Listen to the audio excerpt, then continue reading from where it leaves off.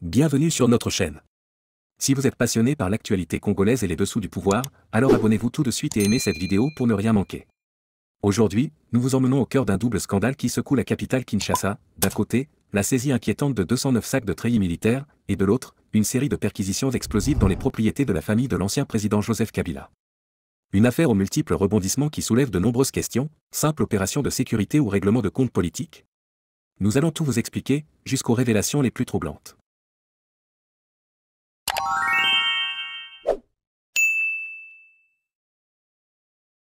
Jeudi 17 avril 2025, Kinshasa.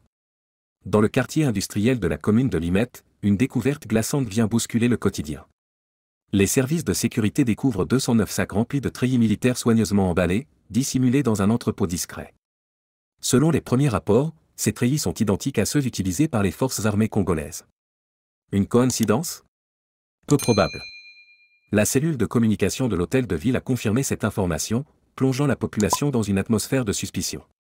Ces uniformes militaires, dissimulés dans une zone industrielle stratégique, soulèvent des craintes. À qui étaient-ils destinés?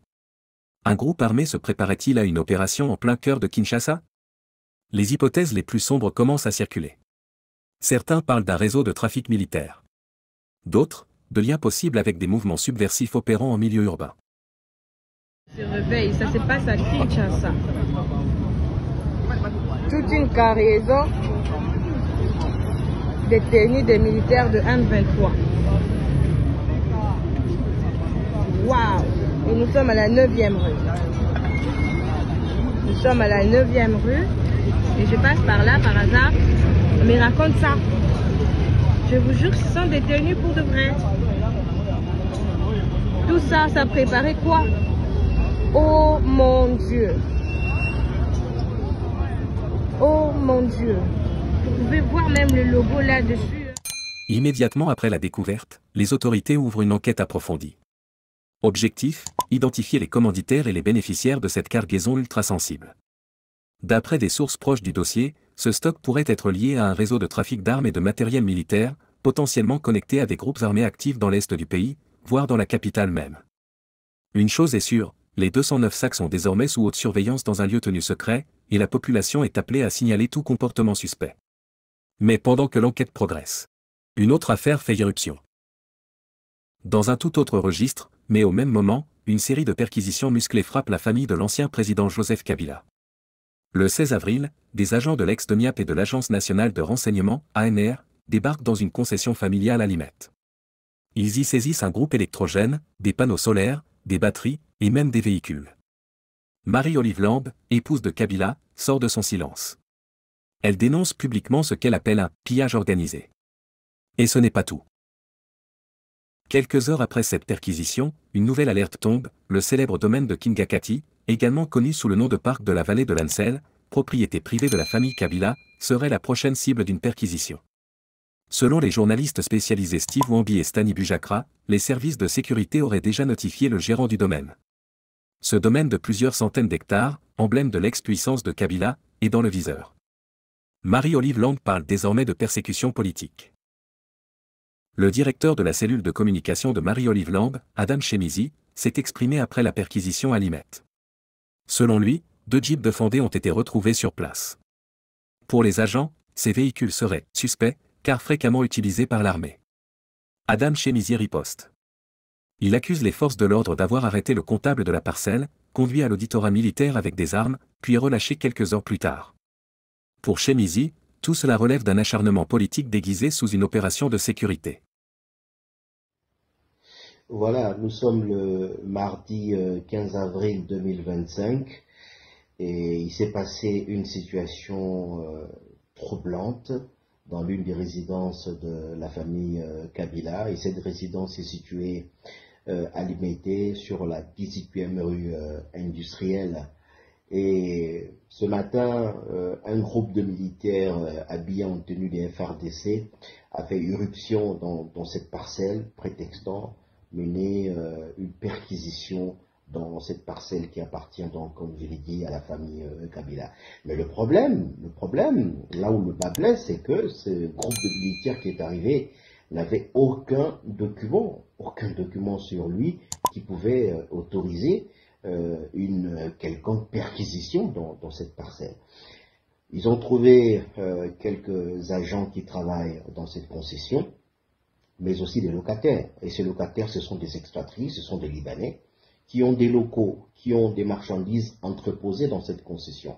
Parce qu'il faut dire que la famille Kabila n'a pas précisément des véritables biens dans cette concession. C'est une concession qui abrite des locaux, qui abrite des entrepôts de certaines entreprises commerciales de la place et qui sont tenues, ces entreprises, par des Libanais. Alors, ceci étant, les militaires ont procédé à cette perquisition, ils sont entrés partout. Ils ont cassé, ils ont ouvert, ils ont ouvert ce qu'ils pouvaient ouvrir, ils ont regardé ce qu'ils pouvaient regarder, et du matin jusqu'à 19h au-delà, ils n'ont trouvé rien de compromettant. Il y a dans cette concession 2 Jeep Defender. Alors, pour ces militaires, ces Jeep Defender n'avaient pas sa raison d'être dans ces lieux-là. Parce que pour ces militaires, ce sont des Jeeps qui sont utilisés par l'armée et ça devenait suspect qu'on y trouve dans cette résidence 2 Jeep Defender. Mais attendez, ce sont des Jeeps et même un particulier congolais, n'importe qui peut avoir une Jeep Defender. Avoir une Jeep Defender ne veut pas dire, ne sous-entend pas que vous voulez entreprendre une quelconque action de nature à déstabiliser quoi que ce soit. Pas du tout. Alors, il y a eu des tiraillements avec des agents qui travaillent dans cette concession et finalement, dans ces entrefaits, le comptable a été appréhendé et selon les militaires qui étaient là, ce comptable devait être acheminé au niveau de l'auditorat militaire pour être entendu. C'est un civil, ce comptable. Et finalement, il a été relâché. Alors, ils n'ont rien trouvé d'anormal, ils n'ont rien trouvé de compromettant et ces militaires sont repartis. Mais ils ont laissé un groupe d'entre eux qui est resté et qui va passer une nuit là. Alors, qu'est-ce qu'il faut dire en conclusion? C'est que c'est choquant. Ça choque de voir ce genre d'attitude, ce genre de comportement dans un pays qui se dit un pays de droit. Lorsque il y a une action à mener, il faudrait que la procédure soit respectée. Et c'est ce que déplore justement la famille Kabila. Alors, quand un groupe d'individus, qu'ils soient militaires ou pas, descendent dans un lieu qui est sous-entendu comme étant un lieu privé, sans aucun document, ça pose problème. Ça pose véritablement problème. Est-ce que c'est l'état de droit que nous voulons construire? Non. L'état de droit ne doit pas être un simple slogan. L'amélioration de la justice dans notre pays ne doit pas être un simple slogan. Il faudrait que les choses soient véritablement améliorées. Il faudrait qu'il y ait véritablement amélioration. Alors, c'est ce que nous déplorons, c'est ce que la famille Kabila déplore. Il faudrait que la procédure soit respectée et qu'un bien qui est un bien privé, lorsqu'on veut y entrer, une concession privée, on veut aller visiter, on veut aller perquisitionner, il faudrait être muni des documents. C'est rien que ça, mais jusque-là, ils n'ont rien trouvé parce que cette concession, je le dis encore, abrite des dépôts, des commerçants, des affairistes, qui ne sont même pas des Congolais, qui sont des expatriés, qui ont choisi la République démocratique du Congo comme seconde patrie. Ils sont là, ils y travaillent, et ils ont leur dépôt, et ils louent, c'est pas leur pays. Lorsqu'ils ont des marchandises entreposées, qu'est-ce qu'ils vont faire? Ils sont dans un pays étranger, ils vont louer. Et ils louent où? Dans une des concessions de la famille Kabila. Il n'y a rien de plus normal.